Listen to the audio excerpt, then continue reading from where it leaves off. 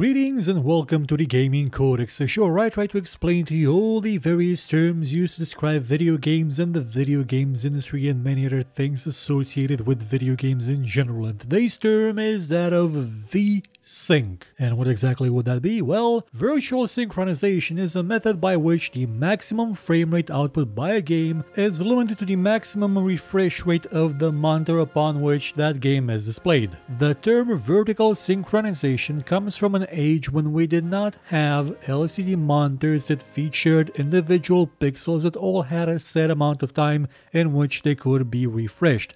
Instead, we had CRT tube monitors, and those were based around the idea of there being an electron gun that scanned the entire screen from one side to another, top to bottom, at a certain speed. The higher that speed, the better the result, because there would be less eye strain since you were not noticing the effect and everything was more appealing. It was smoother. Your brain was registering it without any sort of problems that would lead to headaches. But there was the issue of games outputting frames faster than the monitor itself could render. So when that happened, you would have the monitor displaying multiple frames at the same time, or rather it would display parts of different frames at the same time, leading to what is commonly known as screen tearing, where you have pieces of different frames displayed on the screen at the same time, clearly not fitting well together. Vertical synchronization was meant to fix that. It would basically block the receiving of any new frames until the current frame was properly and completely displayed on the screen. Effectively, that meant that no matter how fast the game was running, you would only ever see a set amount of frames that your display could output, usually around 60 to 75 or maybe 85 frames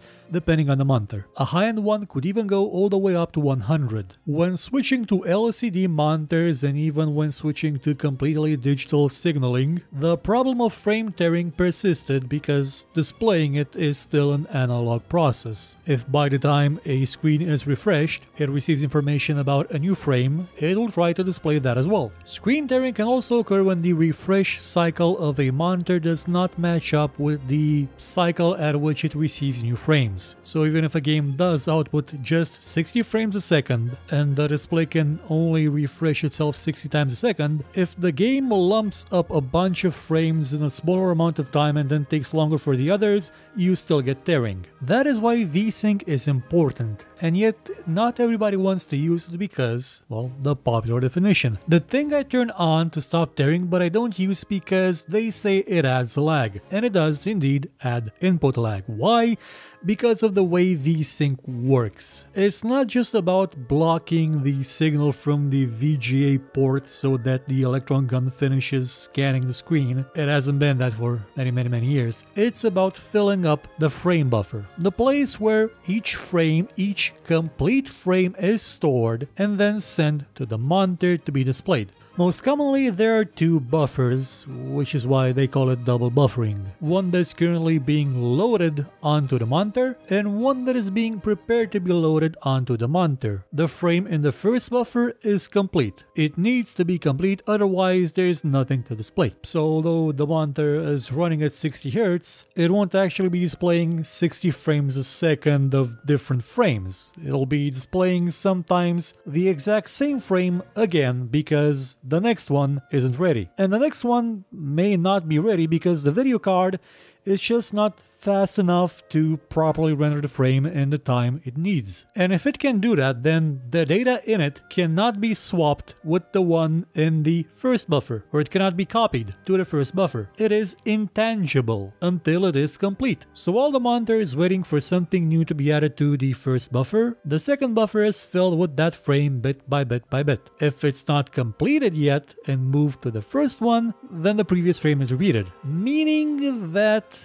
you don't actually have proper control over the game anymore. There is lag. There is noticeable lag because the frame that should have been displayed isn't. It's input lag, it's display lag, call it what you will, it's there. Not only that, but because of the way that double buffering VSync works, with two buffers, if you can't properly display at 60 frames a second, it won't jump down to 59. It can't.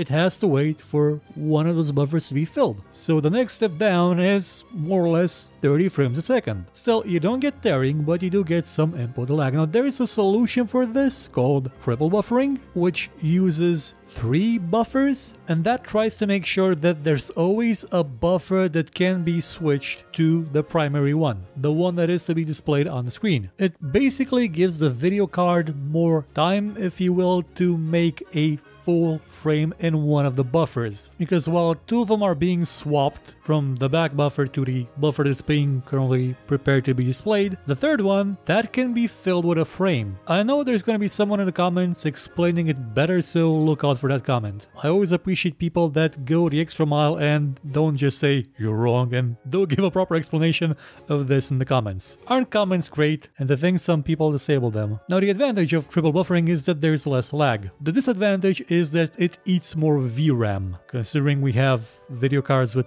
8 gigs now and 12 gigs, not really much of an issue, but it still may be a hindrance to performance for some. Now, what is the marketing definition of VSync? Well, that'll be, it exists, but we can do better. We currently have 4 alternatives to VSync that either require specialized monitors or required video cards with support for a certain different kind of type of synchronization. These things, of course, are G-Sync, FreeSync, FastSync, and Enhanced Sync. And they're going to need their own separate videos to explain, which is what we'll be doing until the end of the month. So closes another chapter of the Gaming Codex. Come back next time when we will talk about, well, what I just said we're gonna be talking about. Goodbye.